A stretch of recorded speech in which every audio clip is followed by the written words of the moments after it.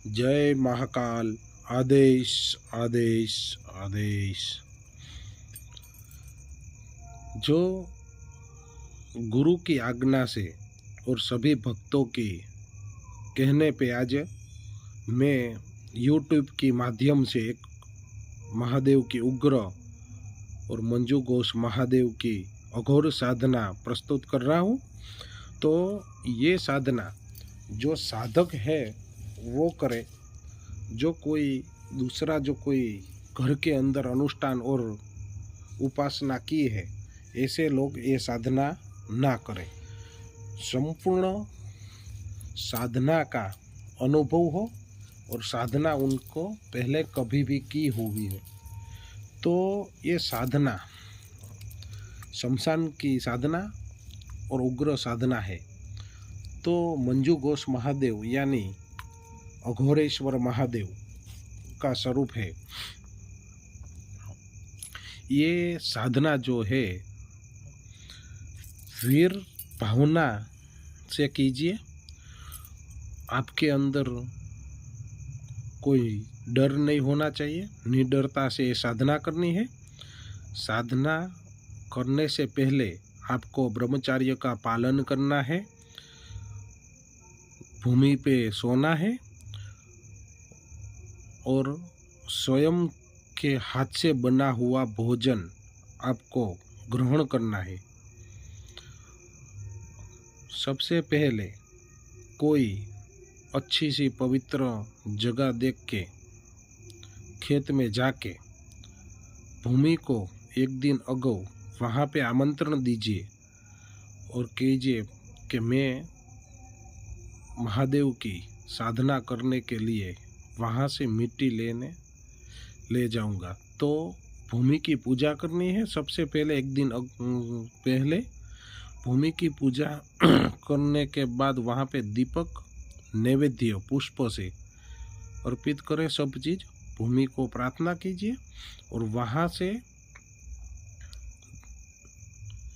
2 foot भूमि गाड़ के वहाँ से अंदर का जो खड्डा है वहाँ से मिट्टी निकाल के उनकी एक शिवलिंग बनानी है आपको। और आंबे के जो चौकी आती है या तो बिल्ली की वृक्ष की चौकी बना के उनके ऊपर शिवलिंग बनाकर उसको आपको स्थापित करनी है। शिवलिंग के ऊपर महादेव जी की सबसे पहले जो ध्यान है वो आपको करना है।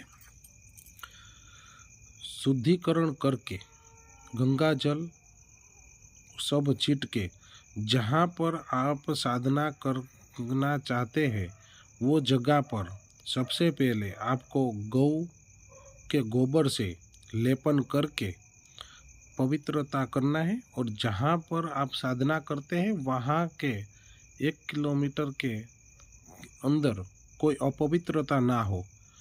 और जो ये साधना जंगल, नदी, पर्वत या एकांत स्थान या शमशान के अंदर की जा सकती है, घर के अंदर नहीं। ये बात का ख्याल रखिए। साधना सिद्ध हो जाने के बाद आप किसी का कार्य घर में जाके कर सकते हैं, लेकिन सबसे पहले आपको ये साधना जो करनी है तो आपको महाकाली की साधना की हुई होती है। जो आपने नहीं की है महाकाली की साधना तो कर लीजिए, उसके बाद ये साधना करें और गुरु की आज्ञा से ये साधना करें। गुरु से देह का मंत्र, देह रक्षण का, चौकी का मंत्र और रक्षा मंत्र, इन तीनों चीज़ों को ले लो। जो अघोरेश्वर महादेव का जो चौकी मंत्र है उनसे ही उनकी चौकी बांधी जाती है और उन्हीं से मंत्र से चौकी बांध के उनकी उपासना की जाती है। साधना का मंत्र अलग है और चौकी का मंत्र अलग है, तो ध्यान रखें ये चीज़ का। आप कोई भी छोटी सी साधना करते हैं और उनके अंदर जो आप मंत्र की जो चौकी लगाते हैं, ये मंत्र की चौकी इसमें नहीं चलती है। अघोर साधना है, उग्र साधना है और महाकाल की साधना है। इस बात का खास ध्यान रखिए और उन चीज़ों को ध्यान में रखते हुए चौकी का मंत्र बोल के चौकी लगाइए। चौकी कोई तीक्ष्ण हथियार, छुरी, त्रिशूल या चिपटे, इन 3 चीज़ों से आपसे लगाई जाती है। जो ये साधना सर्व कार्य सिद्धि और सर्व मनोकामना सिद्धि में चलता है। आपका कोई भी कार्य है वो आपका कार्य सिद्ध हो जाते हैं। जो संकल्प के द्वारा मंत्र की साधना शुरू करें, आपका कार्य हो जाते हैं। और सभी बहनों और स्त्री को मातृभाव से देखकर ये साधना करें। कोई ऐसी दृष्टि से देखकर ये साधना मत करिए, उनका विपरीत फल आपको मिलता है। और किसी का बुरा करना या किसी के हानि करना, ये साधना करने से आपको खुद को उनका दुष्ट परिणाम आपको ही भुगतना पड़ता है। ये बात का ध्यान रखिए। ये मंत्र से मारण, मोहन, वशीकरण, उपचाटन, स्तंभन, विदेशन, शांति कर्म सभी चीज़ों का प्रयोग है। उनका अलग अलग से एक हवन है, उनसे उन द्रव्यों से हवन किया जा सकता है। किसी के ऊपर भूत, प्रेत, पिशाच, साकन, डाकन, किसी भी कोई भी क्रिया किसी ने की है, किसी के ऊपर, किसी के घर के अंदर की है, या कोई भी ऐसी कोई चीज़ आपके ऊपर छोड़ दी गई है कोई भी, तो उन सभी चीज़ों का निवारण इन मंत्रों से होता है। कोई भी ऐसी चीज़ नहीं है कि उनके सामने टिक सके। ऐसी तो कोई चीज़ बनी ही नहीं है और बनेगी भी नहीं। क्योंकि ये मंत्र के अंदर एक ज़बरदस्त इतनी शक्ति है कि उनका प्रभाव तुरंत ही दिखा देता है। तो ये मंत्र से आप अच्छे भाव से, एक भक्ति भाव से जो साधना करोगे, तो नवग्रह है जो उनका शुभ आशीर्वाद आपके ऊपर बना रहते हैं। आपका कोई भी क्षेत्र के अंदर कोई भी कार्य हो, रोजगार हो, चाहे कोई भी हो, आपका कार्य संपूर्ण सिद्ध हो जाता है और सभी जगह पे आपको मान, सम्मान, प्रतिष्ठा मिलने लगती है ये साधना करने से। लेकिन किसी स्त्री या पुरुष कोई के ऊपर ये साधना गलत तरीके से मत करना। जो ये साधना आपको करनी है, मैंने आपको बताया वो चीज़ों का ध्यान रखना है। गौ लेपन करना है। आपको जो शयन कक्ष है आपका, उनके अंदर गौमूत्र, गंगाजल और गोबर, इन 3 चीज़ों से वहाँ से अच्छी तरह से सफाई करना है और आपको वहाँ पर सोना है। जो आपका कक्ष है उनके अंदर आपको किसी को आने नहीं देना है आपके अलावा, और ब्रह्मचर्य का पालन करना है। भूमि के ऊपर सोना है। आपका खुद को बनाया हुआ भोजन आपको ग्रहण करना है। ये साधना सभी देवी और देवता ने भी की है। अर्जुन ने उनके कार्य सिद्ध करने के लिए साधना की थी। रावण ने ये साधना करके सभी ग्रहों को अपने समस्त किया था और बंदी बनाया था। तो ये साधना कहीं राक्षसों ने और देवताओं ने भी करके विजय प्राप्त की है। तो जो जहाँ पर आपने शिवलिंग रखी है उनसे आपका मुख दक्षिण की ओर होना चाहिए। आपका काला आसन रहेगा, काली धोती रहेगी और उपवस्त्र भी काला रहेगा। रुद्राक्ष की माला, हकीकी की माला चल सकती है, हकीकी की माला से या रुद्राक्ष की माला से जप करना है। हर दिन 21 माला मंत्र जप करना है। उनसे ज़्यादा भी आप कर सकते हो, 21 माला या 108 माला। 108 जप नहीं करना है, 108 माला करनी है। 108 जितनी हो सके इतना ज़्यादा जो आप करो, तो उनका प्रभाव इतना दुगना होता है और आपकी शक्ति भी इतनी ही बढ़ जाती है। तो ये साधना आपको 7 बार करनी है। 7 बार करने से उसकी आपको संपूर्ण सिद्धि प्राप्त होती है। जहाँ पर आप ये साधना कर रहे हो, तो ये साधना करने से जो क्षेत्र के अंदर जो भी चीज़ है वो आपके सामने उपस्थित हो सकती है, प्रत्यक्षीकरण हो सकती है, और उसके अलावा कोई आपको भयभीत कर भी सकते हैं, और आपको जहाँ पर बैठे हैं वहाँ कोई हलचल होकर होती है और कोई अदृश्य रूप या कोई प्रत्यक्षीकरण, कोई दृश्य दिखाई दे, तो उनसे आपको भयभीत होके जो आपने रक्षा चक्र जो घेरा बनाया है उनसे बाहर नहीं निकलना है। जब तक आपकी साधना संपूर्ण सिद्ध ना हो जाए, तो शिवलिंग के ऊपर महादेव जी का सबसे पहले दीपक प्रज्वलित करके आपका जो कार्य है, जो मंत्र है, वो सर्व कामना सिद्धि हेतु संकल्प करके जो ध्यान है वो महादेव जी का ध्यान करना है। ओम जय शंभो विभो अघोरेश्वर स्वयं भो जय शंकर जयेश्वर जय शान जय जय सर्व कामदा। ये अघोर महादेव का ध्यान है। उनके बाद ध्यान करने के बाद उनका आवाहन जो है वो आपको करना है। ओम त्र्यंबकं जजामहे सुगंधिं पुष्टिवर्धनम् उर्वारुकमिव बन्धनान् मृत्योर्मुक्षिमामृतात्। ये आवाहन करने के बाद उनका जो आसन है उसको आपको मंत्र से आपको आसन देना है।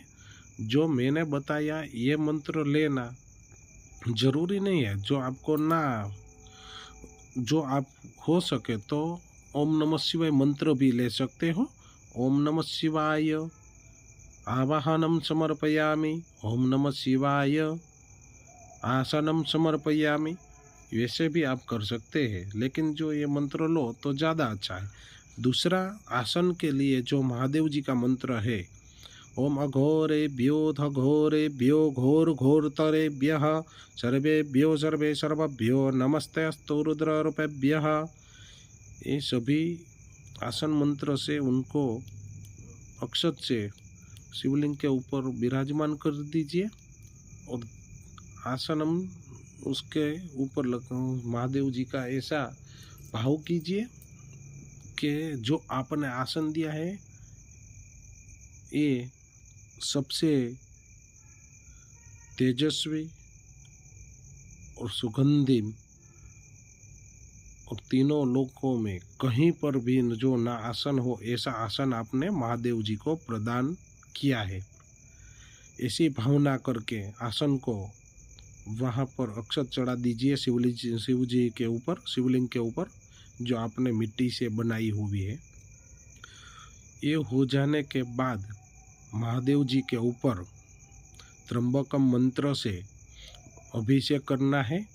थोड़ा सा जल ऊपर चढ़ाना है, उस बात का ख्याल रहे। मिट्टी की हुई बनी हुई शिवलिंग है, उसको आपको खास ध्यान में रखकर अभिषेक करना है। थोड़ा सा अभिषेक हो जाने के बाद महादेव जी को चंदन से लेपन कीजिए और तिलक कीजिए, भस्म उनके ऊपर लगा दीजिए, एक बिल्ली चढ़ा दीजिए। उसके बाद उसके ऊपर अक्षत, पुष्प, इन चीज़ों को अर्पित कर दीजिए। बाद में वहाँ पे धूप लगाना है और सभी जगह पे इत्र छींट देना है और शिवलिंग के ऊपर थोड़ा सा इत्र छींट देना है। जो कोई भी आपका कठिन से कठिन कार्य है वो भी सिद्ध हो जाते हैं। ये साधना शुरू करने से आपके सभी कार्य सिद्ध हो जाते हैं। और जो आप मन के अंदर एक संकल्प लेते हैं तो आपका वो कार्य भी सिद्ध होते हैं। लेकिन आपको ये मंत्र सिद्ध करने की साधना सिर्फ महादेव जी की कृपा और उनका आशीर्वाद आपके ऊपर बने रहे, इन भावना से करनी है। ये साधना करने से आपका मोक्ष का द्वार खुल जाता है और मोक्ष की आपको प्राप्त होती है, आपको मोक्ष प्राप्त होते हैं। तो किसी का अहित या गलत ना हो, इस बात का ध्यान रखने। और जो आपकी तर्जनी अंगुली जे है उनके अंदर गौ का गोबर रखना है, थोड़ा सा तिल के समान गोबर जीभ के ऊपर लगाना है। सभी आपके शरीर के ऊपर भस्म का धारण करना है, एक रुद्राक्ष की माला को धारण करना है। गुरु की आज्ञा से ये साधना करें। चौकी मंत्र से चौकी बनाइए, देह मंत्र से आपका देह का रक्षण कीजिए और खुद का कवच बनाइए। कवच पहन के ये साधना करो। जो मैंने बताया वो साधक ही ये साधना करे, इन बात का ख्याल रखे, यानी आपको उसका दुष्ट परिणाम आपको भुगतना पड़ता है। उग्र साधना है, आपको हानि भी हो सकती है। कोई छोटे से साधक 1-2 साधना किए और ये साधना जो कर बोलते हैं कि मैं कर लूँ, तो ऐसे नहीं होता है।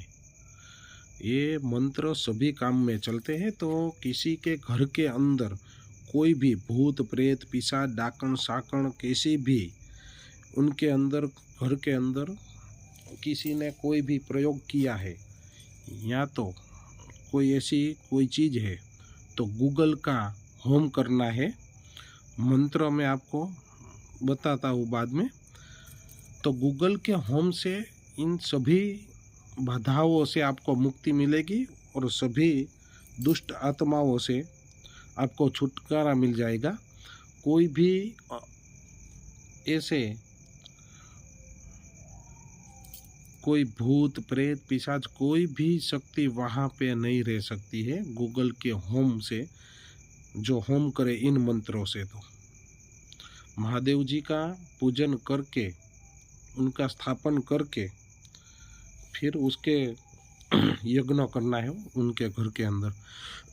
किसी के ऊपर भूत प्रेत पिशाच कोई भी चढ़ गया है, तो सामने बैठा कर गूगल की 108 बार आहुति दे दीजिए, वो स्वयं ही चला जाएगा, क्योंकि स्वयं सिद्ध मंत्र है। तो मैंने जो आपको बताया ये सभी चीज़ का आपको ख्याल रखना है। और उसके अंदर महादेव जी की अघोर साधना के अंदर न्यास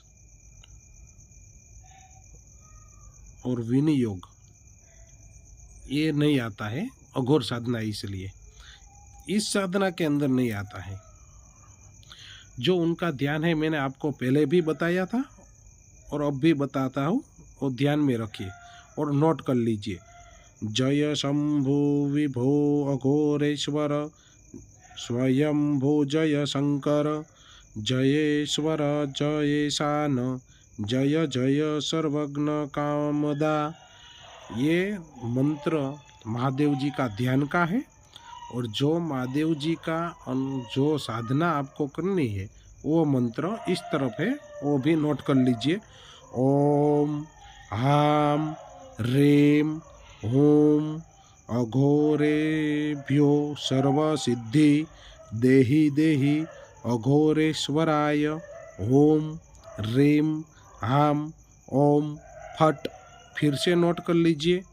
ओम हाम ह्रीं हूं अघोरेभ्यो सर्वसिद्धि देहि देहि अघोरेश्वराय ओम ओम ह्रीं हाम ओम फट। ये अघोर महादेव का मंत्र है। आप नोट करके उनका सबसे पहले कंठस्थ कर लीजिए, बाद में उनका अनुष्ठान करना है। आँख बंद करके आज्ञा चक्र के ऊपर ध्यान रख के उनकी साधना करनी है और भयभीत नहीं होना है, ये आपको ख्याल रखना है। भयभीत होने से आपको ऊपर कहीं दुष्ट आत्माओं का प्रभाव पड़ता है और आपको हानि भी हो सकती है। एक बार ये साधना सिद्ध हो जाने के बाद आपका सर्व कार्य सिद्ध हो जाते हैं। अस्तु, जय महाकाल। जो आज मैंने ये साधना बताई है, गुरु की आज्ञा से बताई है। मेरा पूरा नाम हिरेन भट्ट है।